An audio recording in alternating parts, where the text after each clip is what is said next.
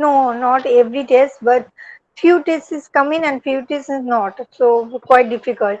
So is Google Sheet is okay. There no Google issue. Sheet is on. Okay, so you are able to manage both, right? Yes. Okay, okay. Great, great. How many students were there in the first class, bache? Yes, ma'am. Good मैंने morning. थी. Good morning. Good morning. Okay. Ma'am एक चीज पूछूंगी अच्छा MBA regular executive में क्या फर्क है मतलब सिलेबस एग्जामिनेशन तो सब एक ही होगा एक ही Everything. क्वेश्चन बिल्कुल, बिल्कुल. मैं अगर वहां पे जा मैंने ऐसा तो कोई डिफरेंसेस नहीं मैं वहां पे जाके अगर क्लास करूंगी तो कोई डिफरेंसेस नहीं है ना नहीं, नहीं, नहीं, नहीं, कर सकते हो, बिल्कुल, बिल्कुल, एग्जीक्यूटिव वाले कर सकते हैं, बट एक प्रोविज़न होता है एग्जीक्यूटिव के पास कि अगर उनकी जॉब है और वो नहीं कर पा रहे हैं, तो we will provide them notes, we will provide them last minute classes in terms of doubt clearance. So it is like this. Those who are into job, they prefer MBA executive. Otherwise, MBA executive students are coming. आपके जो seniors हैं, काफी ऐसे हैं जिन्होंने MBA executive लिया है, but they are doing classes and they are doing very fine. कर रहे हैं वो classes. नहीं मैं क्लासेस करूंगी क्योंकि नहीं क्लासेस करूंगी समझ में कुछ नहीं आएगा स्पेशली मैथ्स जो है वो तो और भी समझ में नहीं आएगा बिल्कुल, तो मैथ्स हो गया, स्टैट्स हो गया, ये सब्जेक्ट जो है समझने वाले हैं, तो आपको क्लासेस आप वैसे भी रेगुलर करिए. अभी तो जैसे ऑनलाइन चल रही हैं, it's fine. The moment physical classes will start, तो will have no I normal will classes. Join I हाँ, will you will join join. Hope all of you are fine. There is a slight change in my classes. Monday, Tuesday are normal classes. Wednesday, whatever last class was scheduled, that is generally given to now KVK sir, okay, who is teaching you probability English, है ना? He is teaching you English, बच्चे? Yes, बेटा? केवी sir हाँ, हाँ, हाँ, KVK sir. केवी के sir is ethics business ethics and everything Okay. So we have now Monday, Tuesday and Thursday classes. Wednesday वाली मेरी जो लास्ट क्लास थी वो नाउ ही will be taking care of as per the time table. Okay बच्चे. So there is slight change. So let's start. Anything you want to say or anything you want to ask, please ask. Yes. Ma'am ये पूछना था कि classes कब से start होगा college में। मेरे ख्याल से they are waiting for the government instructions. May be in the month of October, may be in the month of October. Actually ma'am यहाँ पर मतलब वेस्ट बंगाल पे सितंबर तक स्कूल कॉलेज बंद है, फिर खुल जाएगा। और मेरा एक भाई बेंगलोर में है, मैं उसको भी पूछी थी, उसने बोला कि उसका अक्टूबर का फर्स्ट वीक से फिजिकली क्लास स्टार्ट होगा।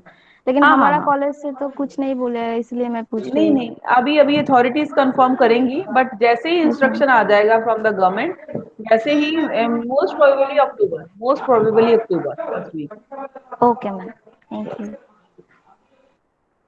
Okay. So anything else you want to ask और anything you want to know बच्चे? Yes. So let's get started. If you don't have any doubt, let's get started. Your test has been scheduled at IMCRP. Code has been shared with you. So accordingly, IMCRP is not a problem now. It is working very fine. So you can log into IMCRP after the class and attempt the test. Okay. Okay. Let's talk about today's topic. This is capacity to contract. Somewhere we have read that there should be a contract between the parties and parties must be capable enough. Yes. Parties must be capable enough to make a contract. So this today's topic I'm going to talk about what are those parties through which contract is valid. When the parties are capable enough, they are making a valid contract. Otherwise, contract may be void or voidable. Please understand. Capacity to contract refers to the capability of the parties of the contract. There is a law, and this law states that these parties are capable and these parties are not capable. So, on what basis this distinction has been made. In this very topic, I'm going to explain what is the meaning of capacity, what are those parties which are very much capable of making and creating a legal contract, and what are those parties which are not allowed to enter into any contract. Okay, so my today's topic would be talking about three things. Number one, what is capability to contract? What is the meaning of capability? What is this term denotes? Second, what are those parties which are creating a valid contract? When I say valid contract, it means enforceability. When I say this word enforceability, it means capacity to create legal relationship. ठीक है, मतलब ऐसे contract जिस party के साथ होंगे वो valid contract होगा. अब हम वैलिड कॉन्ट्रैक्ट को क्या डिफाइन करते हैं? Any contract which is based on agreement plus enforceability. तो इन्फोर्सिबिलिटी का मतलब है parties are ready to create legal relationship. Okay, so let's get started. First of all, capacity to contract. Now please understand, when I say this capacity to contract, it is capacity word is power given by authority, power given or entrusted. Please understand this. Any power given by law and entrusted, vested, entrusted, दे दिया, allocate कर दिया. So you can use any word, whether power is given, whether power is vested, whether power is allocated, whether power is entrusted, they are one and the same thing. So any party whose power has been given to create a contract, please understand this, contract is your agreement plus enforceability.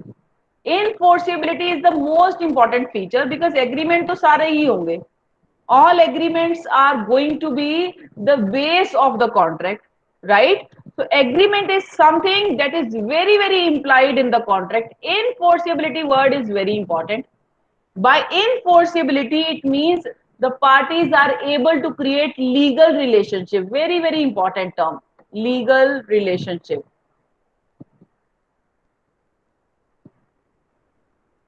So which are those parties which to whom power is given कि वो contract कर सकते हैं?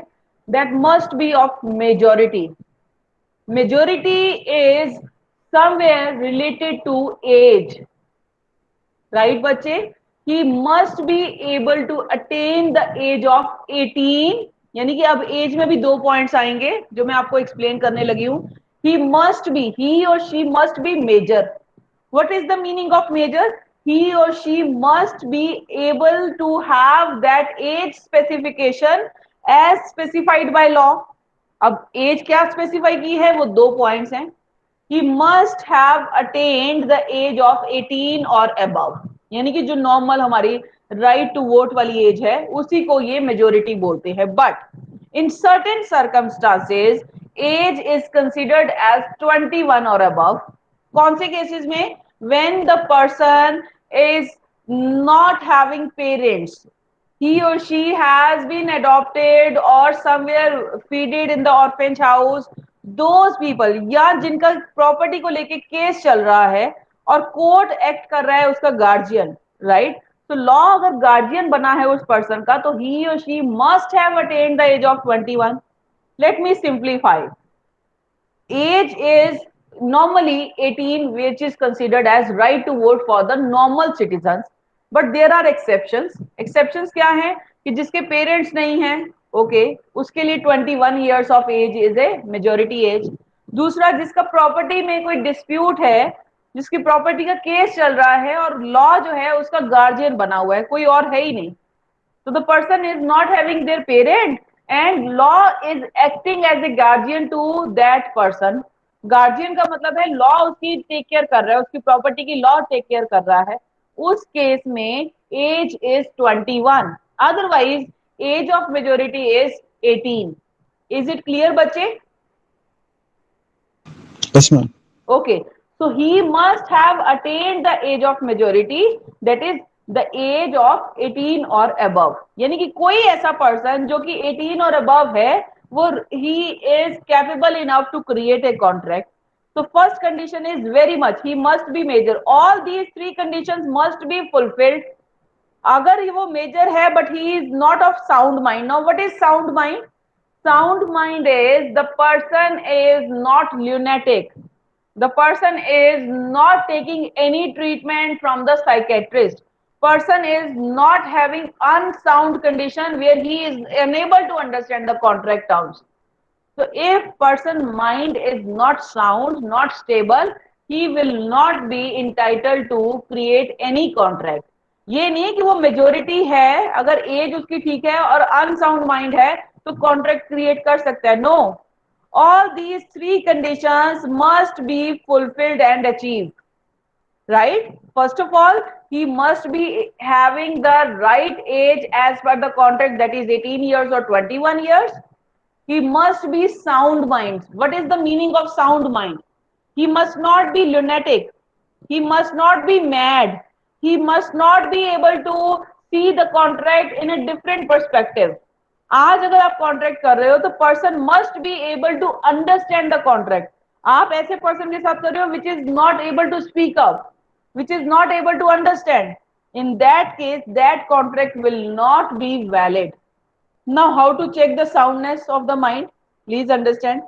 Soundness of the mind में law is very much clear that that person is not having any problem of the mental health. So whenever I am speaking sound mind, only word that you have to understand is mental health. He must not consume any kind of medicine which is talking about mental health. तो उसकी उसकी कोई psychiatrist treatment ना चल रही हो, उसकी कोई मेंटल हेल्थ इश्यू ना हो. He must visibly as correct as the sound mind pertains. So soundness is when the time is of creating a contract. Please understand this.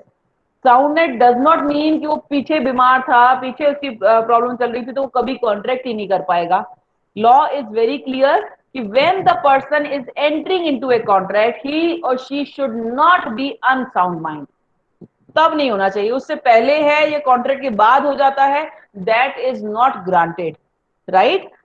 The moment it is created as a contract it must be of a sound mind.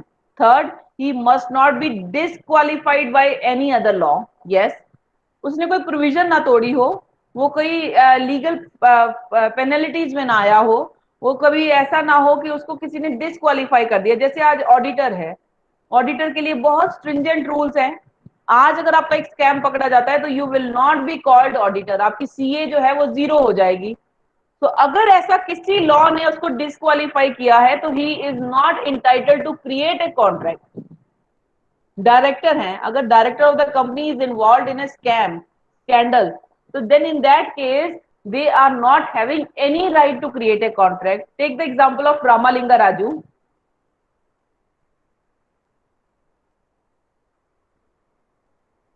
Ramalinga Raju was the owner cum chairman of Satyam.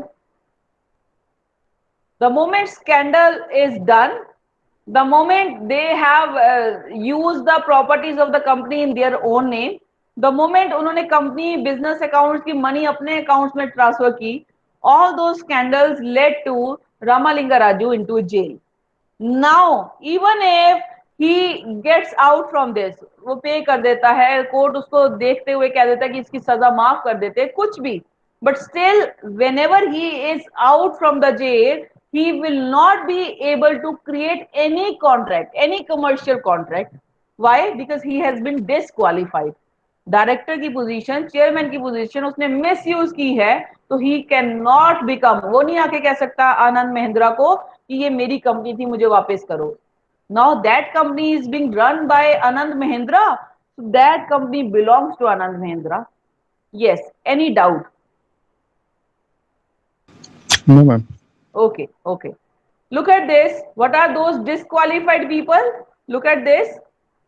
Minor, very, very true. That means any person who is not attaining the age of majority cannot enter into a contract. Very, very clear. I'll be explaining this in a detailed way. Unsound mind, उसका opposite हो गया.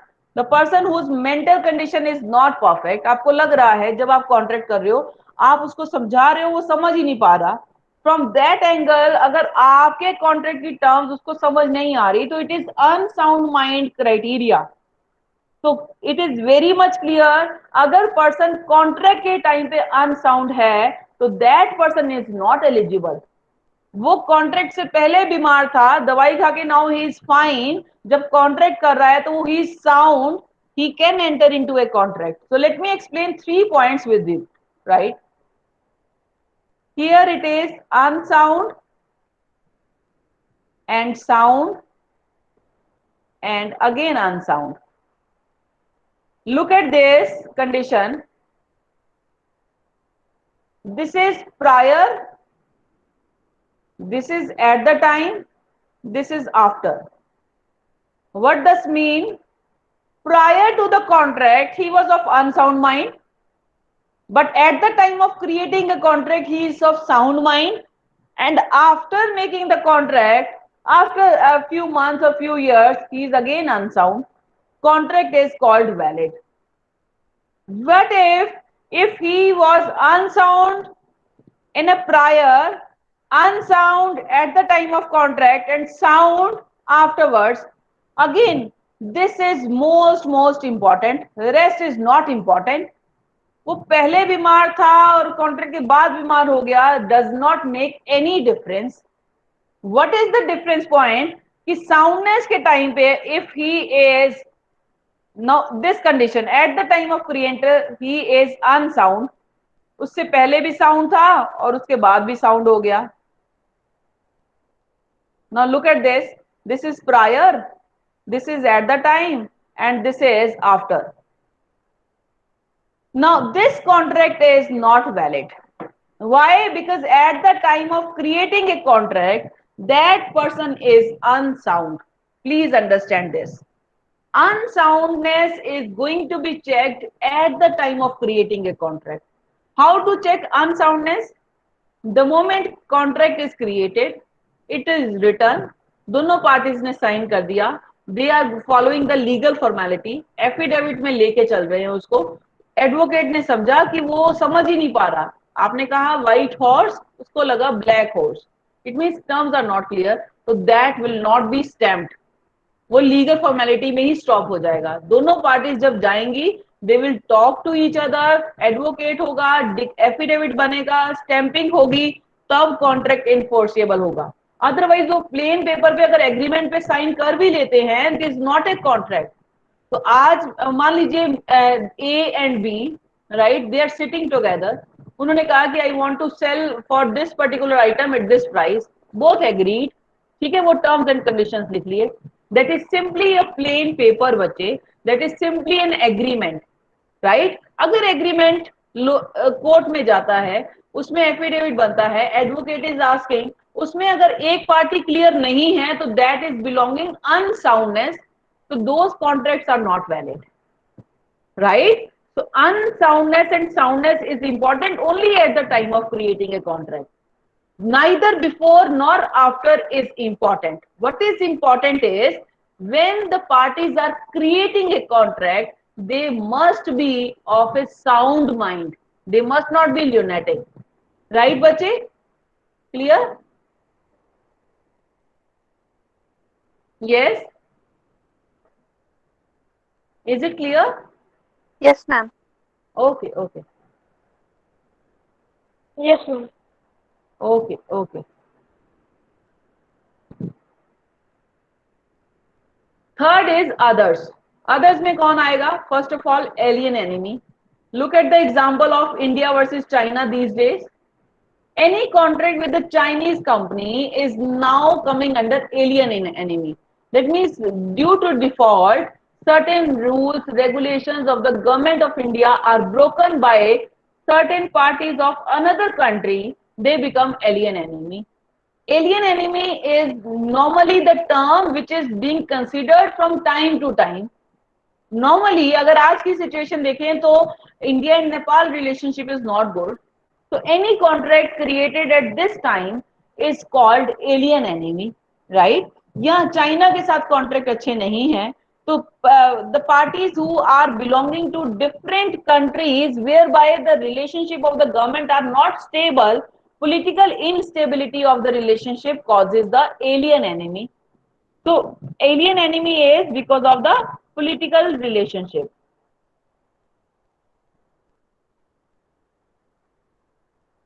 Right bache? Insolvent is the one who has been created as an insolvent by paying off its debts.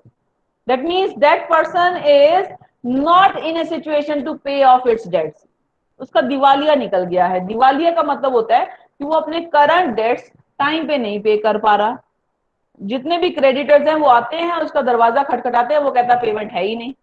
तो फिर एक एक process होके वो अपनी कंपनी लिक्विडेट कर देता है, जिसमें कोर्ट को कहता है कि मेरे पास जो है यही है, इसको सेल आउट करके आप जिनको जितना पैसा देना है उतना दे दीजिए. Insolvent means the person capacity is not to pay off its debt.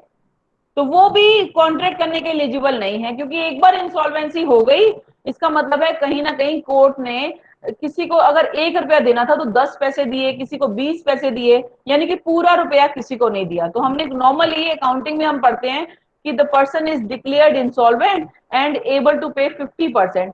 तो 50% जो पे करके एक बार रिकॉर्ड में आ गया, तो that person is not capable to create any contract. Right? Convict means any penalty in terms of jail. वो भी पर्सन दोबारा से कॉन्ट्रैक्ट क्रिएट नहीं कर सकते. Ramalinga Raju is the best example for this. Conviction है, जेल में बैठा है, तो अब दोबारा बाहर आके वो कॉन्ट्रैक्ट क्रिएट नहीं कर सकता. He is disqualified. Any company which is against MOA और एओए, ये क्या होती है टर्म समझिए. MOA stands for memorandum of association. Memorandum of association.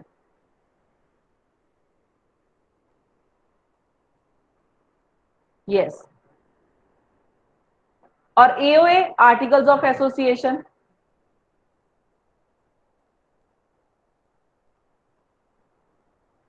ये दोनों डॉक्यूमेंट बहुत इंपॉर्टेंट हैं.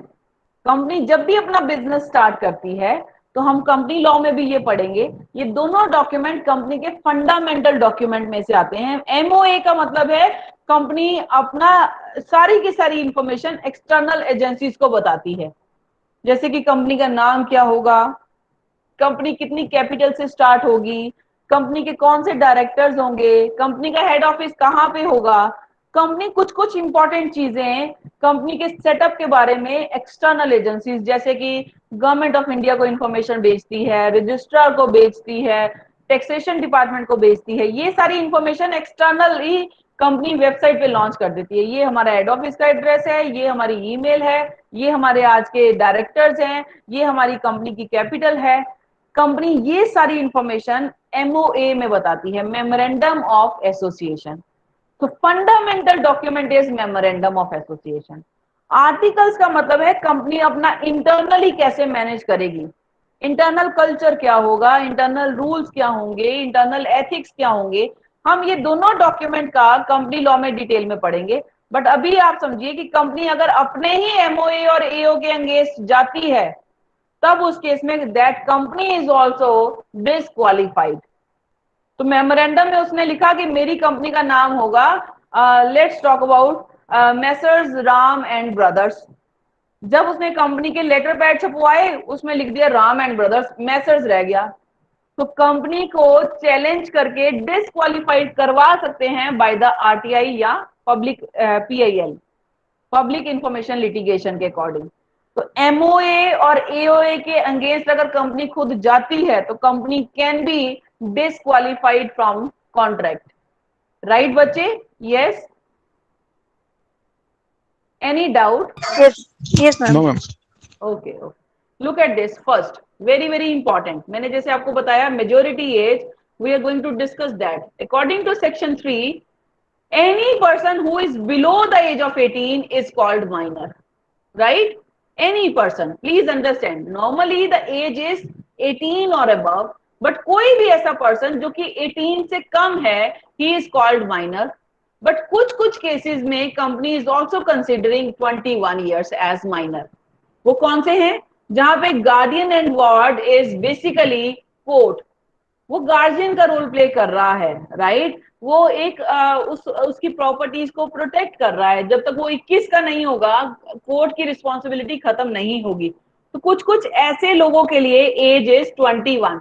प्लीज अंडरस्टैंड, एनी पर्सन का मतलब है कोई भी ऐसा पर्सन जिसके पेरेंट्स अलाइव नहीं है, जिसके प्रॉपर्टी में कोई भी लुक आफ्टर करने वाला नहीं है, एंड कम लॉ और court is particularly taking care of that person and property, then in that case that person has to attain age of 21 to make any contract. Otherwise it is normally 18, but 21 किन में applicable होगी? जहां पे उसके person alive नहीं है, parents alive नहीं है, और कोर्ट उसका जो है एज ए गार्जियन प्ले कर रहा है। So under the guardian and wards act 1890, या any person who comes under superintendents of legal representative, जिसको लीगली कोई रिप्रेजेंटेटिव मिला है, उसके लिए भी 21 एज होगी, ना कि 18। तो minor is a person who is either below 18 और below 21, right? So 18 in the normal cases, and please understand 21 in case where guardians are taken care by the law or legal representative is taking care of his responsibility.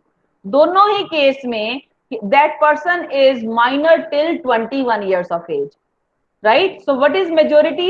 Now you can relate it.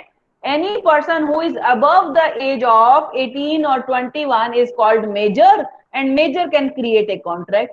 But any person who is below 18 or below 21 is called minor, and minor contract is void. It is void ab initio. Yes.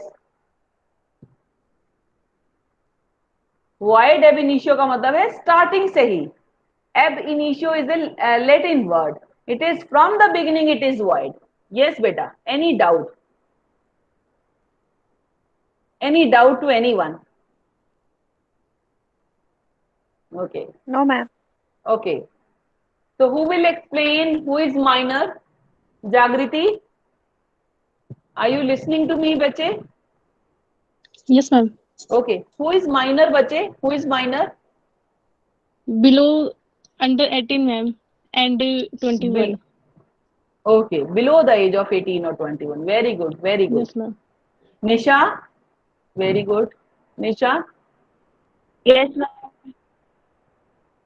beta, are you able to Yes, hear? ma'am. Yes, beta. So, what is the criteria of 21 years, बच्चे? What is the criteria of 21? कब मानेंगे कि वो person 21 से पहले minor ही रहेगा, चाहे उसने 18 क्रॉस कर लिया? कब मानेंगे? जब या तो उसके गार्जियन लोकल कोर्ट है, या लीगल रिप्रेजेंटेटिव अपॉइंट हुआ है उसकी प्रॉपर्टीज को लेके। Yes. Okay Yes, ma'am. Okay बेटा। Soma, yes ma'am. क्लियर है ये टॉपिक? हाँ। कन्विक्ट किसको बोलते हैं? Who is convict?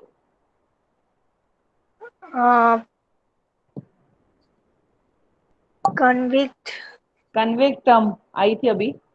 What is, who is convict? मतलब जो अनसाउंड पर्सन है, मतलब जो कॉन्ट्रैक्ट से पहले अनसाउंड रहे और कॉन्ट्रैक्ट से बाद अनसाउंड रहेगा तो उसका कोई फर्क नहीं पड़ता है, पर कॉन्ट्रैक्ट के बीच जो मतलब कॉन्ट्रैक्ट जब बनेगा तब पर्सन का जो कंडीशंस रहेगा तो उसको कॉन्विक्ट बोलते हैं। उसको तो हम अनसाउंड माइंड ही बोलेंगे, ल्यूनेटिक बोलेंगे। उसके लिए टर्म है lunatic, LUNATIC। Look at this, unsound mind के लिए whenever you have to write down, just a moment, unsound mind is lunatic, एक ही वर्ड, LUNATIC। कन्विक्ट का मतलब है जिसको सजा हुई है, जो जेल में कुछ समय काट कर आया है, जिसको जेल हुई, फाइन हुआ, तो convict is the person who is into jail. तो जेल जिसको हो गई उसको हम अपराधी बोलते हैं, अपराधी is convict, right? Okay. Okay, got it? Yes. अच्छा, कन्विक्ट में मैंने एक एग्जांपल दिया था, Yogesh, Yogesh, yes Yogesh,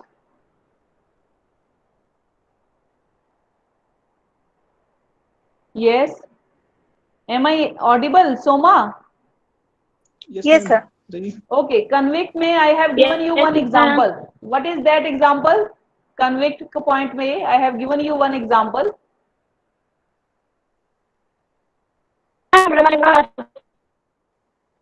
Which example was that? Yogesh आप बताओ बच्चे. I have given you one example. Yes. Deepak? Ramalinga Raju ma'am. Yes, Ramalinga Raju. Ramalinga Raju की एक स्टोरी करवाते हैं आज आपको, फिर आगे बढ़ाएंगे. Ramalinga Raju was a chairman of Satyam industries.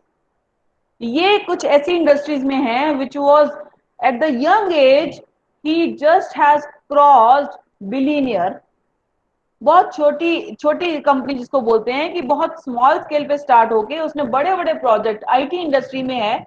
इसका एक टाइम पे कंपटीशन था इन्फोसिस और आईबीएम के साथ. बहुत ही इसको यंग एज में अवार्ड्स मिलने शुरू हो गए बिकॉज ऑफ द विजन. जितने भी आईटी के प्रोजेक्ट्स थे in number of internet innovation और tie ups with the technologies, जितनी भी नेटवर्किंग आई हैं, thanks to Satyam who has done it. So Satyam was formed and formulated by Ramalinga Raju. 4 years या 5 years की पहले क्या हुआ? Ramalinga Raju has started doing personal business out of company business. कि कंपनी के कॉन्ट्रैक्ट बट अपना personal account दे दिया, तो जितनी भी फी आए वो कंपनी में ना आके उसके पर्सनल अकाउंट में आती रही. It was not the job of Ramalinga Raju only. Please tell me. It was the job of auditors, directors जो उसके साथ इन्वॉल्व थे. सभी के सभी कंपनी को तो लॉस में दिखाते जाएं और पर्सनल अकाउंट में सबके बहुत सारे profit. Even when it was a kingdom of Congress led government, उनको पता ही नहीं चला.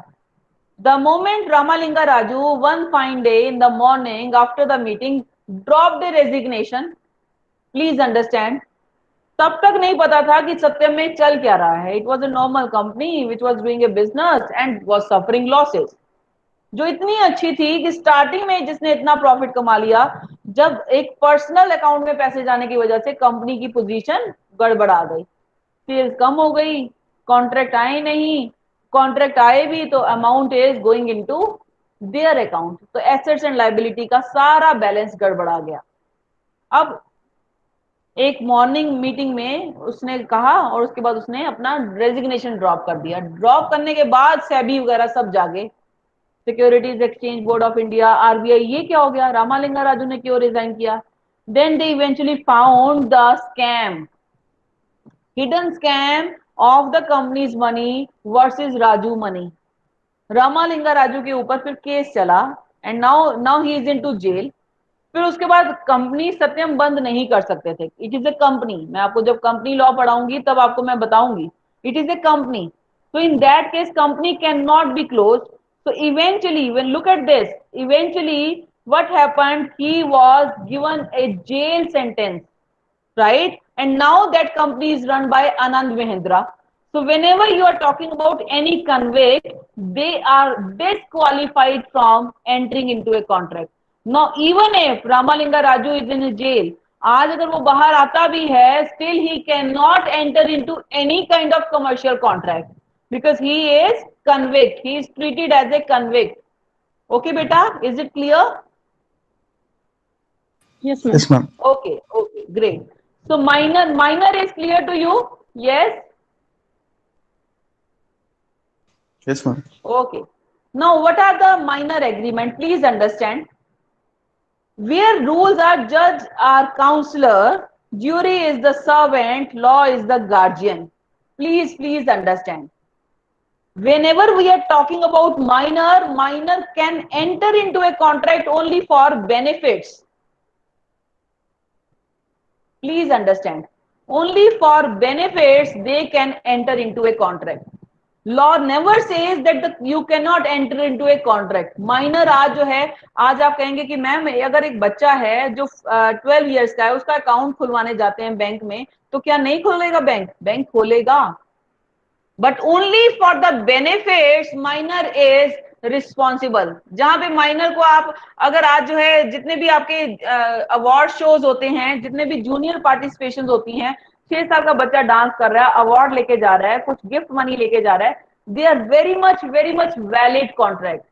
So it is basically minor can enter into a contract for the benefits only. अगर आप उसको बोलो कि minor is responsible for making the payment, no, not at all. जितने भी माइनर कॉन्ट्रैक्ट्स होते हैं they are backed by guardians. जैसे कि आज अगर मुझे अपनी डॉटर का अकाउंट खुलवाना है तो I am acting as a guardian और as a nominee for that account.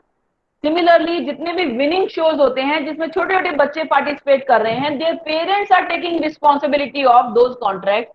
तो minor agreement is very much valid only for benefits, right. तो जहां पे उनको जज कर रहे हो, उनको आप काउंसलर कर रहे हो, उनको आप बेनिफिट दे रहे हो, उनको कुछ अवार्ड दे रहे हो, all those contracts are very much valid because that is acting as a guardian capacity. Law guardian है या पेरेंट्स गार्जियन है या रिलेटिव्स गार्जियन है, जहां पे minor is doing something on behalf of parents, on behalf of guardians, those contracts are valid, right? But any contract which is unlawful, which is illegal, which is immoral or punishable, that is going against the minor. तो आप minor को challenge नहीं कर सकते. आज आपको एक बच्चा प्रॉमिस करता है कि yes sir I will participate in that show, right. उसके बाद आपने जो है देखा कि वो पर्सन आया ही नहीं, आपने उससे he has to sing a song in the concert. आप चैलेंज नहीं कर सकते, आप उन कॉन्ट्रैक्ट्स को लॉ में नहीं लेके जा सकते, स्यू नहीं कर सकते, क्योंकि वो सिर्फ और सिर्फ बेनिफिट्स के हकदार हैं, पेनल्टीज के नहीं. तो those contracts will be called unlawful and illegal अगर उनको चैलेंज किया गया, so they can not be sued, right. अगर उनको आपने स्यू किया तो contract will become unlawful, illegal, immoral, punishable, वो नहीं होगा, राइट. तो वो वाले contracts are not valid contract. तो you can not sue the minor but you can give any kind of benefits to the minor. Minor के साथ अगर आपने कॉन्ट्रैक्ट किया है कि बेटा आप जो है हमारे यहाँ पे गाना गाएंगे आके और मैं आपको हर वीक का 2000 रुपीज दूंगा, दैट कॉन्ट्रैक्ट इज वैलिड. किसी वीक में नहीं आया है तो आप माइनर को चैलेंज नहीं कर सकते कि आपको 2000 मुझे देने पड़ेंगे क्योंकि मैंने आपकी वजह से लॉस सफर किया है या मेरी टिकट सेल नहीं हुई है. No, it is not possible. So rules are very much clear. Whenever it is for the benefit, those contracts are very much valid. But if the contract is to challenge, to sue the minor, those contracts are not valid. Right, bache? Yes? Is it clear? Yes, ma'am. Yes, ma'am. Clear to all? Yes. Okay. Right. Okay. So what are the legal rules? I will be covering this minor topic today. Unsound mind मैं कल करवाऊंगी. This is the last slide of this. Any contract with the minor is beginning, it is void. Beginning. Right? If he has received some benefits, he is not liable to return those benefits. वैसे अगर आप minor के साथ contract कर रहे हो वो void है, बट कोई बेनिफिट्स के लिए कॉन्ट्रैक्ट किया है तो that is okay, that can be good. Minor को कुछ बेनिफिट दे दिया, कुछ अमाउंट दे दिया, कुछ बेनिफिशियरी कर दिया, कुछ भी आपने उसको इंसेंटिव्स दे दिए, those can not be return. Minor can be beneficiary, yes. Any contract where minors position is of benefiting, उसको कुछ मिल रहा है, उसमें उसका कुछ अधिकार है लेने का, that contract is void. But you can not challenge minor to do something for it. आपने उसको बुलाया, आपने उसको एक जो है आपका गेम चल रहा है, you are asking minor question. अब जैसे हमारे जितने भी एथलीट्स होते हैं, जितने भी लेवल्स होते हैं, let's talk about knowledge games, जितनी भी नॉलेज गेम्स हैं, फॉर एग्जाम्पल राउंड 1 वो आपसे जीके के क्वेश्चन पूछेंगे, राउंड 2 आपके कल्चर के क्वेश्चन पूछेंगे। ऐसे में स्कूल के बच्चे पार्टिसिपेट करते हैं। स्कूल बच्चास आर नॉर्मली बिलो 18 और 21, so they are minor, but those contracts are कि आपने बुलाया, कंपटीशन करवाया और आपने अवार्ड दिया, किसी को फर्स्ट अवार्ड दे दिया, किसी को सेकंड, किसी को थर्ड, किसी को सैशेस दे दिए, जो भी वो अवार्ड्स हैं माइनर के साथ, वैसे contracts are valid. So minor can be beneficiary, right? Minor can not ratify his agreement on the age of majority, very very true. उसका कॉन्ट्रैक्ट जो माइनर वाला था, आज कोई मान लीजिए 18 ईयर से 6 मंथ छोटा है, 17 years 5 month, in that case जरूरी नहीं है कि वो कॉन्ट्रैक्ट जब वो मेजर हो जाए तो वो कॉन्ट्रैक्ट उसके ऊपर एप्लीकेबल होगा। माइनर वाला कॉन्ट्रैक्ट कंप्लीट होगा, नया कॉन्ट्रैक्ट अगर बनाना है तो आपको न्यू कॉन्ट्रैक्ट क्रिएट करना पड़ेगा। ओल्ड कॉन्ट्रैक्ट उसकी एज अटेन करने से चेंज नहीं होगा। आज कोई आपने जो है कहा कि आपको जो है ना मेरे लिए मेरे पास आना है, 1 ईयर आपको मेरे स्टेडियम में खेलना पड़ेगा, you have to play the game, ठीक है? मैं आपको हर गेम के 5,000 रुपीज दूंगा। अभी वो कॉन्ट्रैक्ट आपका 1 ईयर का है, प्लीज अंडरस्टैंड।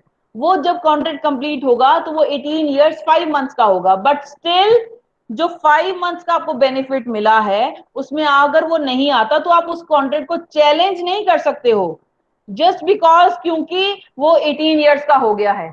ओल्ड कॉन्ट्रैक्ट चाहे किस एज पे क्रिएट हुआ, चाहे वो मेजर बन भी जाए वो पर्सन, स्टिल वो माइनर कॉन्ट्रैक्ट ही कहलाएगा। So understand this, there are two contracts, one is minor contract, another is major contract. Minor contract अपने आप मेजर कॉन्ट्रैक्ट नहीं बनेगा, चाहे उसकी एज कंप्लीट हो गई है, चाहे वो मेजर बन गया है, वो ऑटोमेटिकली क्रिएट नहीं होगा। मेजर कॉन्ट्रैक्ट के लिए उसको दोबारा से नया कॉन्ट्रैक्ट बनाना पड़ेगा, right? Yes, minor can enter into a contract for his necessary, yes बिल्कुल कर सकता है। अगर उसको सप्लाई करनी है कोई नेसेसरी आइटम्स, कोई फूड, शेल्टर, क्लोथिंग, ये चीजों का उसने कॉन्ट्रैक्ट किया है तो वो ले सकता है necessary item even without making payment. आपको देखना है कि you are entering into a contract with the minor. Minor would be given a contract once it is created by the company. Minor can be shareholder, yes. Minor can be a partner. Minor can act as a agent. Minor is basically a beneficiary, but minor is punishable for criminal offenses. Yes, certain things are related to criminal activities. अगर उसने minor ने IPC को violet किया है, minor होते हुए वो as का इसमें बेनिफिट नहीं ले पाएगा। अगर उसने कोई ड्रग स्मगलिंग किए हैं या उसने कोई आईपीसी की प्रोविजन को तोड़ा है, तब he is very much liable for the punishment, right? But otherwise he is not having any right to claim for the sue और चैलेंजेस, राइट बच्चे? Yes, any doubt? No, ma'am. No, ma'am. Okay, okay. So this was all about minor. Tomorrow we are going to talk about unsound mind in a detail. But till then, you please attempt your test. Minor is a person who has not attained the age of majority. And what is the age of majority? In the nutshell, I am concluding it. Any person who is below 18 years or below 21 years. 21 years में two provision याद रखिएगा. Any person whose guardians are court और any person whose legal representative is law, उन दोनों cases में minor is till the age of 21. Once age of 21 is over, then he can enter into a contract. Okay बच्चे? Ma'am IMCRP मेरा test open ही नहीं हो रहा है, दिखा रहा है कि मतलब नॉट लॉगिंग। हाँ, अभी अभी आप लॉग इन करिए, अभी आप लॉग इन करिए दोबारा से, ये विंडो क्लोज करके. फिर कोई प्रॉब्लम आती है, just send me a personal message, I will do it. हाँ, okay okay, okay, thank you so much for the Thank you, ma'am. class. We'll meet tomorrow Thank you, again. ma'am. Thank you. Thank you. Thank you, Thank you, ma'am. ma'am.